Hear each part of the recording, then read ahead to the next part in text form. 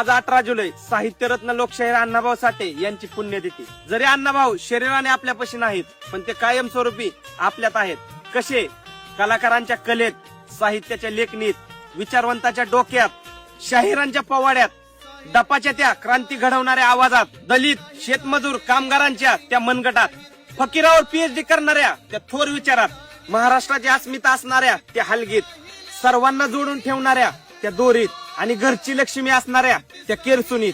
वेळ आणि काळ येतील जातील, पण आमचे अण्णाभाऊ सदैव आमच्या काळजात राहतील। किती आठवावे तुमच्या ऋणा, अण्णाभाऊ तुम्ही जन्म घ्या पुन्हा।